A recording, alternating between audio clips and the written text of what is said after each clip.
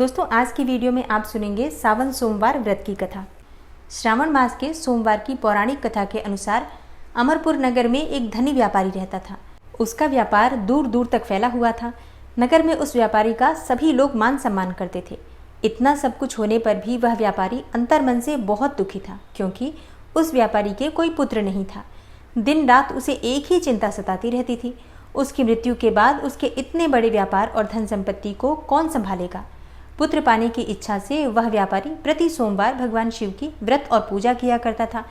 सायंकाल को व्यापारी शिव मंदिर में जाकर भगवान शिव के सामने घी का दीपक भी जलाया करता था। उस व्यापारी की भक्ति देखकर एक दिन पार्वती माता ने भगवान शिव से कहा, हे प्राणनाथ, यह व्यापारी आपका सच्चा भक्त है।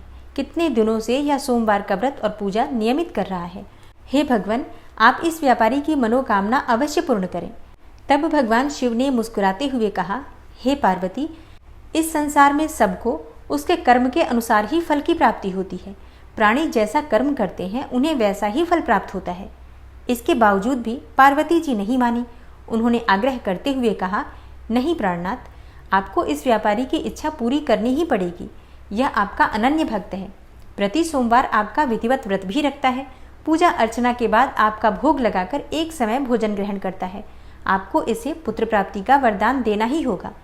पार्वती का इतना आग्रह देखकर भगवान शिव ने कहा, तुम्हारे आग्रह पर मैं इस व्यापारी को पुत्र प्राप्ति का वरदान तो देता हूँ, लेकिन इसका पुत्र 16 वर्ष से अधिक जीवित नहीं रहेगा। उसी रात भगवान शिव ने स्वप्न में उस व्यापारी को दर्शन देकर उसे पुत्र प्राप्ति का वरदान दिया और उसके पुत्र के 16 वर्ष तक जीवित रहने की बात भी बताई। भगवान के वरदान से व्यापारी को खुशी तो हुई, लेकिन पुत्र की अल्पायु की चिंता ने उसकी सारी खुशी को नष्ट कर दिया। व्यापारी पहले की तरह ही सोमवार का विधिवत व्रत करता रहा। कुछ महीने पश्चात उसके घर एक सुंदर पुत्र उत्पन्न हुआ। पुत्र के जन्म से व्यापारी के घर में खुशियां भर गई। बहुत धूमधाम से पुत्र जन्म का समारोह भी मनाया गया। व्यापारी को पुत्र जन्म की अधिक खुशी नहीं हुई, क्योंकि उसे पुत्र की अल्पायु के रहस्य का पता था। यह रहस्य घर में किसी को भी मालूम नहीं था। विद्वान ब्राह्मणों ने उस पुत्र का नाम अमर रखा, और जब अमर 12 वर्ष का हुआ तो शिक्षा के लिए उसे वाराणसी भेजने का निश्चय किया। व्यापारी ने अमर के मामा दीपचंद को बुलाया और कहा कि अमर को शिक्षा प्राप्त करने के लिए वाराणसी छोड़ाओ। अमर अपने मामा के साथ शिक्षा प्राप्त करने के लिए चल दिया। रास्ते में जहाँ भी अमर और दीपचंद रात्रि विश्राम के लिए ठहरते, वहीं यज्ञ करते, ब्राह्मणों को भोजन कराते थे। लंबी यात्रा के बाद अमर और दीपचंद एक नगर में पहुंचे। उस नगर के राजा की कन्या के विवाह की खुशी में पूरे नगर को सजाया गया था। निश्चित समय पर बारात आ गई, लेकिन वर का पिता अपने बेटे के एक आंख के काने होने के कारण बहुत चिंतित था। उसे इस बात का बहुत भय सता रहा था कि राजा को इस बात का पता चलने पर कहीं वह विवाह से इनकार न कर दे, इससे उसकी बदनामी होगी। तभी वर के पिता ने अमर को देखा। वर के पिता ने जब अमर को देखा तो उसके मस्तिष्क में एक विचार आया। उसने सोचा कि क्यों न इस लड़के को दूल्हा बनाकर राजकुमारी से विवाह करा दूं, और विवाह के बाद इसको धन देकर विदा कर दूंगा और राजकुमारी को अपने घर ले जाऊंगा। तब वर के पिता ने इसी संबंध में अमर और दीपचंद से बात की। दीपचंद ने धन मिलने के लालच में वर के पिता की बात स्वीकार कर ली और अमर को दूल्हे के वस्त्र पहनाकर राजकुमारी चंद्रिका से विवाह करा दिया गया। राजा ने बहुत सा धन देकर राजकुमारी को विदा किया। अमर जब लौट रहा था तो सच नहीं छिपा सका और उसने राजकुमारी की ओढ़नी पर लिख दिया कि राजकुमारी चंद्रिका, तुम्हारा विवाह तो मेरे साथ हुआ था। मैं तो वाराणसी में शिक्षा प्राप्त करने जा रहा हूँ। अब तुम्हें जिस नवयुवक की पत्नी बनना पड़ेगा वह एक आंख से काना है। जब राजकुमारी ने अपनी ओढ़नी पर लिखा हुआ पढ़ा तो उसने काने लड़के के साथ जाने से इनकार कर दिया। राजा ने सब बातें जानकर राजकुमारी को अपने महल में ही रख लिया। उधर अमर अपने मामा दीपचंद के साथ वाराणसी पहुंच गया और अमर ने गुरुकुल में पढ़ना शुरू कर दिया। जब अमर की आयु 16 वर्ष पूरी हुई तो उसने एक यज्ञ किया। यज्ञ की समाप्ति पर ब्राह्मणों को भोजन कराया और खूब अन्न और वस्त्र दान किए। रात को अमर अपने शयन कक्ष में सोने गया तो भगवान शिव के वरदान के अनुसार शयनावस्था में ही उसके प्राण पखेरु उड़ गए। सूर्योदय पर मामा अमर को मृत देखकर रोने पीटने लगा। आसपास के लोग भी एकत्र होकर दुख प्रकट करने लगे। मामा के रोने और विलाप करने के स्वर को समीप से गुजरते हुए भगवान शिव और माता पार्वती ने भी सुना। पार्वती जी ने भगवान से कहा, हे प्राणनाथ, मुझसे इसके रोने के स्वर सहन नहीं हो रहे। आप इस व्यक्ति के कष्ट अवश्य दूर करें। भगवान शिव ने पार्वती जी के साथ अदृश्य रूप से समीप जाकर अमर को देखा तो पार्वती जी से बोले, हे पार्वती, यह तो उसी व्यापारी का पुत्र है। मैंने इसे 16 वर्ष की आयु का वरदान दिया था। इसकी आयु तो पूरी हो गई है। पार्वती जी ने फिर भगवान शिव से निवेदन किया कि हे प्राणनाथ, आप इस लड़के को जीवित करें, नहीं तो इसके माता पिता पुत्र की मृत्यु के कारण रो रोकर अपने प्राणों को त्याग कर देंगे। इस लड़के का पिता तो आपका परम भक्त है, वर्षों से सोमवार का व्रत करते हुए आपको भोग लगा रहा है। पार्वती के आग्रह करने पर भगवान शिव ने उस लड़के को जीवित होने का वरदान दिया और कुछ ही पल में वह जीवित होकर उठ बैठा। अपनी पढ़ाई पूरी करके अमर मामा के साथ अपने नगर की ओर चल दिया। दोनों चलते हुए उसी नगर में पहुंचे जहां अमर का विवाह हुआ था। उस नगर में भी अमर ने यज्ञ का आयोजन किया और समीप से गुजरते हुए नगर के राजा ने यज्ञ का आयोजन देखा तो राजा ने अमर को तुरंत पहचान लिया। यज्ञ समाप्त होने पर राजा अमर और उसके मामा को महल में ले गया और कुछ दिन उन्हें महल में रखकर बहुत सा धन वस्त्र देकर राजकुमारी के साथ विदा किया। रास्ते में सुरक्षा के लिए राजा ने बहुत से सैनिकों को भी साथ भेजा। दीपचंद ने नगर में पहुंचते ही एक दूत को घर भेजकर अपने आगमन की सूचना भेजी। अपने बेटे अमर के जीवित वापस लौटने की सूचना से व्यापारी बहुत प्रसन्न हुआ। व्यापारी ने अपनी पत्नी के साथ स्वयं को एक कमरे में बंद कर रखा था। भूखे प्यासे रहकर व्यापारी और उसकी पत्नी बेटे की प्रतीक्षा कर रहे थे। उन्होंने प्रतिज्ञा कर रखी थी कि यदि उन्हें अपने बेटे की मृत्यु का समाचार मिला तो दोनों अपने प्राण त्याग देंगे। व्यापारी अपनी पत्नी और मित्रों के साथ नगर के द्वार पर पहुंचा। अपने बेटे के विवाह का समाचार सुनकर पुत्रवधू राजकुमारी चंद्रिका को देखकर उसकी खुशी का ठिकाना नहीं रहा। उसी रात भगवान शिव ने व्यापारी के स्वप्न में आकर कहा, हे श्रेष्ठी, मैंने तेरे सोमवार के व्रत करने और व्रत कथा सुनने से प्रसन्न होकर तेरे पुत्र को लंबी आयु प्रदान की है। व्यापारी बहुत प्रसन्न हुआ। सोमवार का व्रत करने से व्यापारी के घर में खुशियां लौट आई। शास्त्रों में लिखा है कि जो स्त्री और पुरुष सोमवार का विधिवत व्रत करते हैं और व्रत कथा सुनते हैं, उनकी सभी इच्छाएं पूरी होती हैं। हे भोलेनाथ, जैसे आपने व्यापारी की मनोकामना पूरी की, वैसे ही सभी भक्तों की मनोकामनाएं पूरी करना। कहानी कहने वाले, सुनने वाले और हुंकारा भरने वाले सबकी मनोकामनाएं शीघ्र ही पूर्ण करना। जय भोलेनाथ। चलिए अब जानते हैं कि सावन के पहले सोमवार को आपको सबसे पहले क्या करना है। देखिए, सबसे पहले तो आपको जल्दी उठना है। सूर्योदय से पहले उठ जाइए। उठकर नित्य कर्मों से निवृत्त होकर स्नान कर लीजिए। अच्छा, स्नान करते वक्त आपको ध्यान देना है, गंगा जल मिलाकर उसी जल से आपको स्नान करना है। तो पहले एक पात्र में गंगा जल डाल दीजिए, फिर जल डालकर और फिर उसी जल से आपको स्नान करना है। इससे आपको गंगा में स्नान के समान पुण्यफल प्राप्त होता है। अब एक और प्रश्न जो कि बहुत से भक्तों का आ रहा है कि हम क्या बाल धो सकते हैं सोमवार व्रत में। देखिए, वैसे तो सोमवार के व्रत में बाल धोया जाता है, लेकिन बहुत से स्थानों पर ऐसा भी कहा जाता है कि सोमवार के दिन बाल नहीं धोना चाहिए। तो अगर आपके यहाँ सोमवार के दिन बाल नहीं धोया जाता है तब तो कोई बात नहीं, मत धोइए। लेकिन नॉर्मली सावन के सोमवार को या फिर किसी भी सोमवार को बाल धो सकते हैं। हाँ, इतना ज़रूर करना चाहिए, जब भी हम व्रत में बाल धोते हैं तो सीधे बाल नहीं धोते हैं। बालों में थोड़ी सी दही डाल सकते हैं आप, थोड़ी सी दही लगाकर या फिर बेसन लगाकर भी बाल धो सकते हैं। तो बस चुटकी भर भी अगर आप दही या बेसन लगा लेते हैं तो इससे नियम हो जाता है और फिर आप बाल धो लीजिए, कोई दोष नहीं लगता है। हाँ, बाल धोने के बाद बाल सुखा लीजिए, क्योंकि गीले बालों में, जैसे कि अगर बालों से पानी टपक रहा हो, तो ऐसी अवस्था में पूजा नहीं करनी चाहिए। और हाँ, खुले बालों में भी पूजा नहीं की जाती है।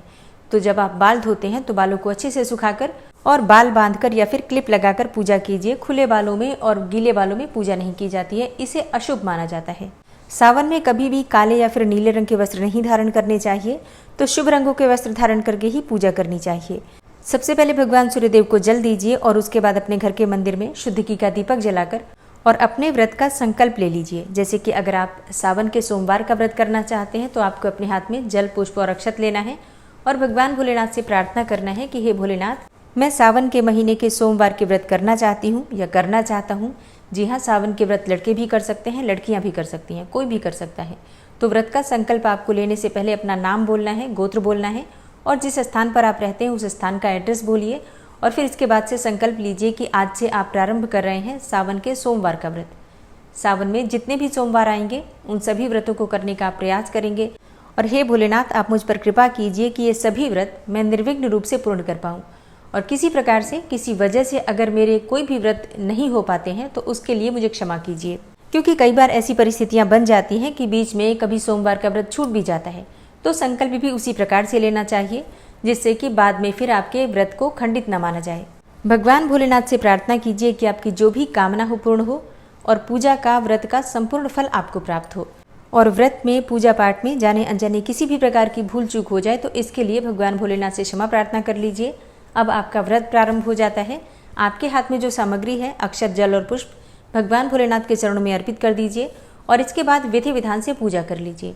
पूजा की विधि आप सभी जानते हैं, भगवान भोलेनाथ का जलाभिषेक किया जाता है। तो गाय का कच्चा दूध मिल जाए तो उससे, या फिर पंचामृत से, या फिर गंगा जल से, शुद्ध जल से, जो भी आपके पास उपलब्ध हो उसी से भगवान भोलेनाथ का अभिषेक कर लीजिए। इसके बाद भांग, धतूरा, बिल्वपत्र, अक्षत पुष्प इत्यादि ये सभी चीजें भगवान भोलेनाथ को एक एक करके अर्पित कीजिए। घर में शिवलिंग है तो आप शिवलिंग की पूजा कर सकते हैं। शिवलिंग नहीं है, फोटो है तो फोटो की भी पूजा कर सकते हैं। मंदिर है घर के आसपास तो मंदिर जाकर भी पूजा कर सकते हैं।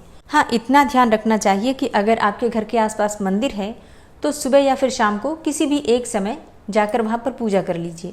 अब कई बार ऐसा भी होता है, जैसे कई भक्तों के प्रश्न आते हैं कि हमारे घर के आसपास मंदिर नहीं है, हम नहीं जा पाते हैं, तो ऐसे में क्या करें।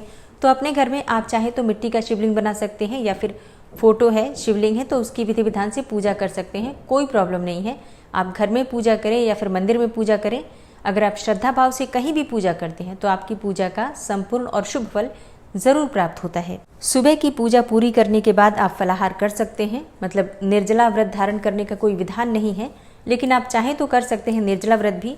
वैसे फलाहार के द्वारा कोई सा भी फल खाकर, दूध पीकर या फिर चाय लेकर आप व्रत कर सकते हैं, जल पीकर व्रत कर सकते हैं।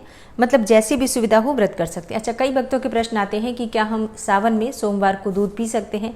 जी हाँ, बिल्कुल पी सकते हैं। वैसे एक नियम होता है दूध छोड़ने का। बहुत से भक्त हैं जो कि दूध नहीं पीते हैं और दूध का त्याग करते हैं।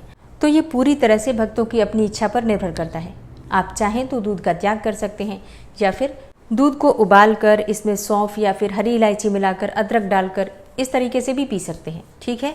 और अगर आप व्रत करते हैं और व्रत में चाय लेना चाहते हैं तो बिल्कुल आप दूध वाली चाय भी ले सकते हैं। और फिर शाम के समय फिर से स्नान कर सकते हैं। आप स्नान करने के बाद फिर से भगवान भोलेनाथ की विधि विधान से पूजा कर सकते हैं।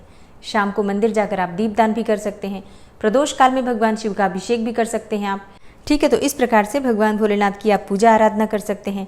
और अब प्रश्न उठता है कि हम इस व्रत को खोलें कब, मतलब व्रत को क्या खाकर खोलें और कब खोलें। देखिए, सावन के सोमवार में ऐसा कहा जाता है कि फलाहार के द्वारा ही पूरे 24 घंटे का व्रत धारण करना चाहिए और फिर मंगलवार को आपको अपना व्रत खोलना चाहिए।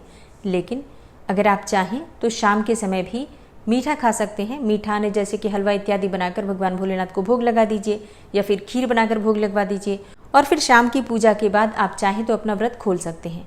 तो ये व्रत दो तरीके से किया जाता है। एक तो पूरी तरह से फलाहार के द्वारा और फिर अगले दिन अन्न का ग्रहण किया जाता है, या फिर पूरे दिन फलाहार पर रहकर और फिर शाम के समय मीठा भोजन आप कर सकते हैं। अब कई भक्तों के प्रश्न आते हैं कि क्या हम सेंधा नमक खा सकते हैं। देखिए, सावन मास के सोमवार के व्रत में वैसे तो सेंधा नमक नहीं खाना चाहिए, लेकिन बहुत से भक्त हैं जिनको कुछ न कुछ हेल्थ प्रॉब्लम रहती है। तो अगर आप बिल्कुल भी बिना नमक के नहीं रह पाते हैं और नमक खाना ज़रूरी है तो भगवान से प्रार्थना कर लीजिए और इसके बाद आप चाहें तो सेंधा नमक खा सकते हैं। मतलब अगर आप बिल्कुल भी नहीं रह पाते हैं नमक के बिना, तब आपको ऐसा करना है। नहीं तो सोमवार का व्रत आपको मीठे से या फिर फलाहार के द्वारा ही करना चाहिए।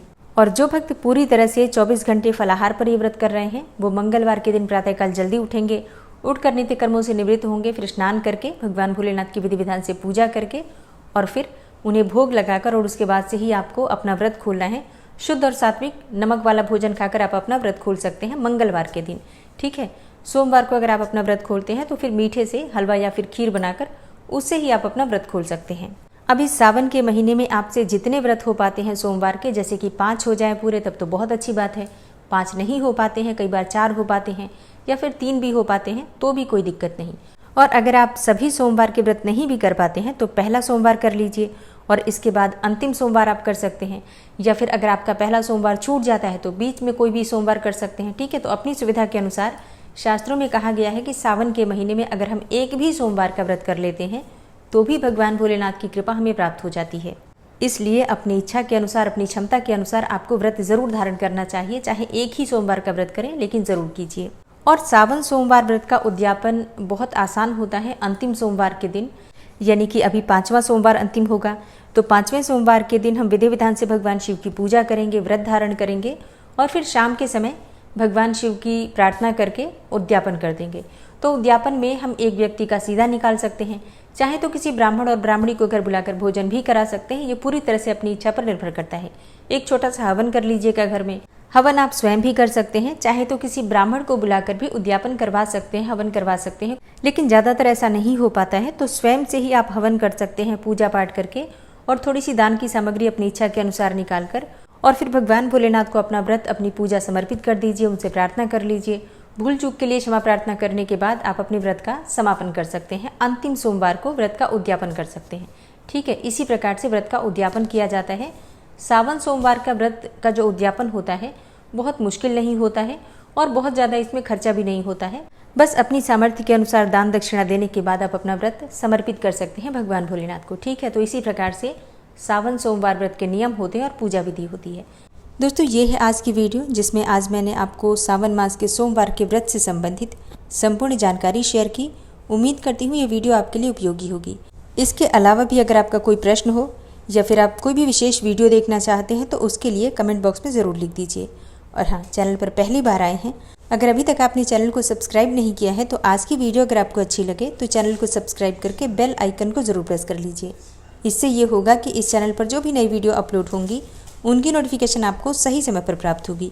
मिलती हूँ मैं आपसे अगली वीडियो में, तब तक के लिए जय भोलेनाथ।